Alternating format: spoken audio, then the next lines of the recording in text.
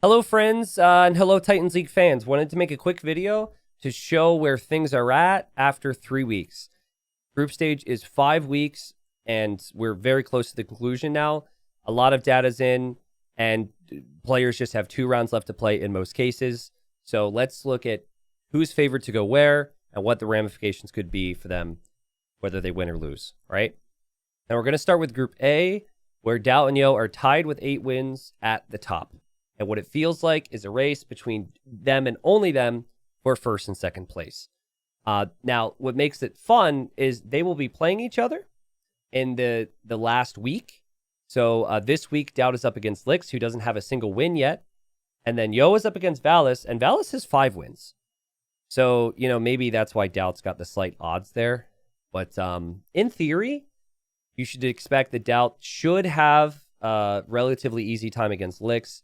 Yo, probably still the favorite against Valis, but whether or not he gets a 3-0, a pretty big deal there, leading up towards the Yo versus Dal series. Now, at the end of the day, the way I see it, like let's say Yo ends up winning 2-1 versus Valis.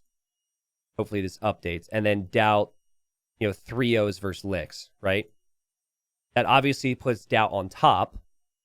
But at the end of the day, when they play each other, if Yo wins 2-1 then, it's still kind of a win that series, get first place type of a deal, right?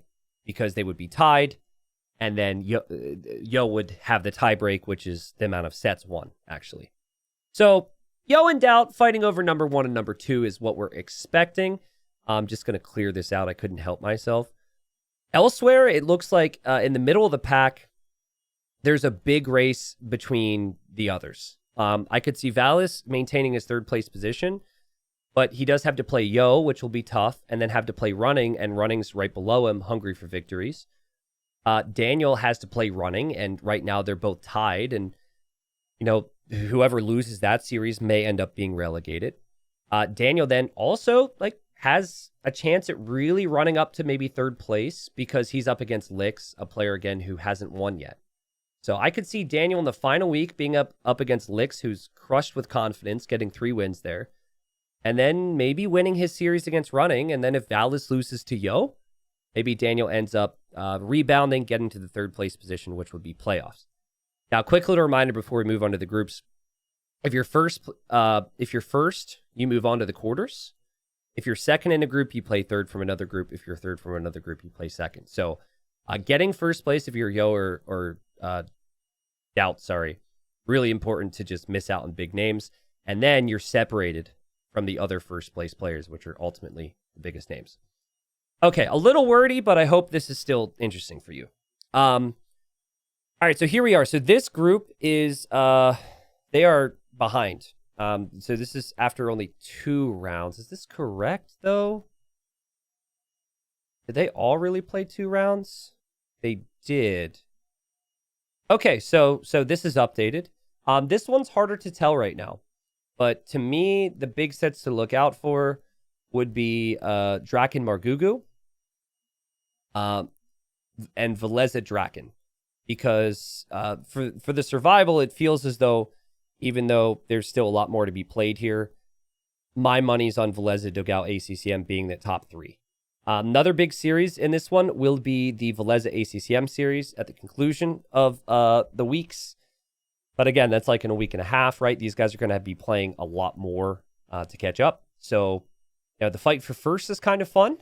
Dogal could potentially, when he plays Veleza, get some wins there as well and show that he could get first. And then the fight between Miguel Draken, Margugu Draken, Miguel Margugu, really fun to see where players go. And I know Margugu and Draken, they're feeling a lot of confidence right now. I know Miguel's really struggling with that, but I could see them maybe squeaking out some results to fall into the 4th place spot, or maybe Margugu could bump one of the top 3 names and get into the playoff position. Group C is maybe the most interesting group of them all, not to ruin some hype for Group D, but after 3 rounds, you have freaking Andy at the top of the group with 7 wins, and he is a 63% favorite to go for the first place position. Hera is 6th place, so he's 1 win behind him, and I believe that maybe the 17% chance is listed here for Hera may be possibly unfair to him. Of course, it's all based on math and whatnot, but Hera's expected to get wins to try and catch up. So starting with him, he's against Lan, who's 0-9 and certainly relegated now. Could be some, an easy 3-0 for Hera. And then Hera versus Ganji should be fun.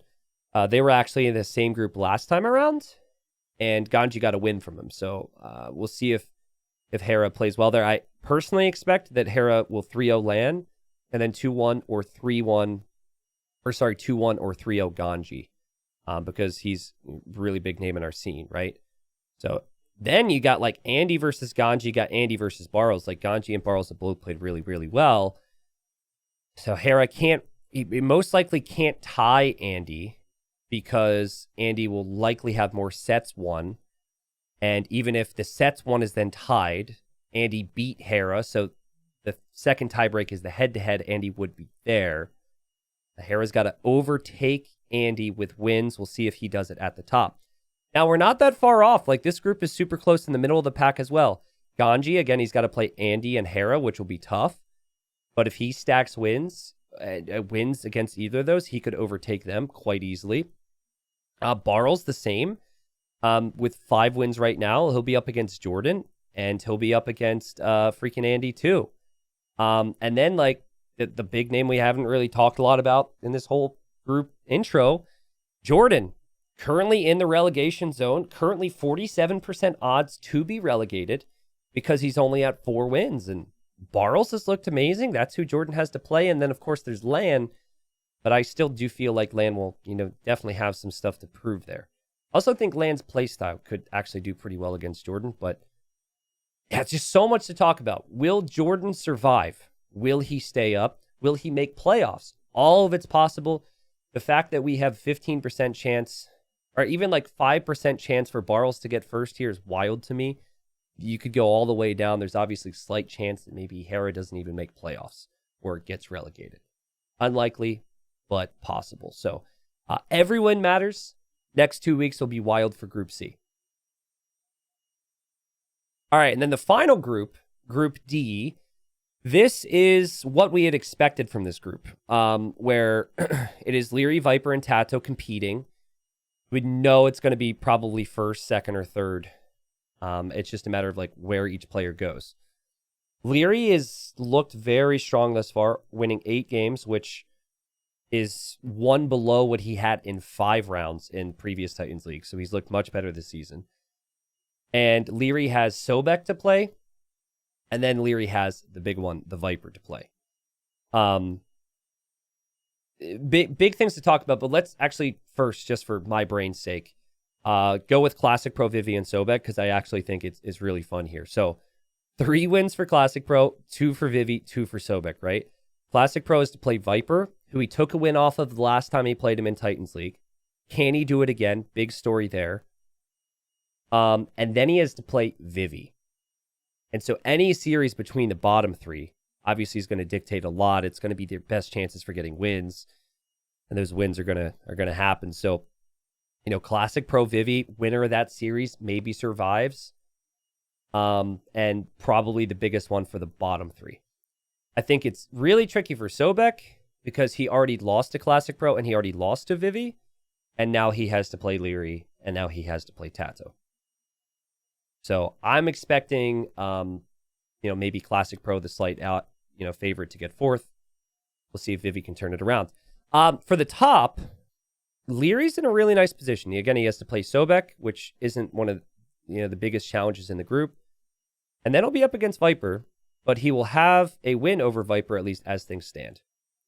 So, Viper versus Classic Pro on paper, a little bit of a harder test for Viper than Sobek potentially. And then, this closing out the group stage will be really, really fun. Tato's versus Vivi, though, and Tato's versus Sobek. And I could see Tato getting 6 wins off those players, which would take him to 11 wins. So there's a world where Tato potentially steals first, or more realistically falls into the second place spot, bumping someone like maybe the Viper or Leary down to 3rd. So all that is important because these are big, big names. And of course, as we showed you before, this is how things are situated. Now, Hardy's going to edit it on screen.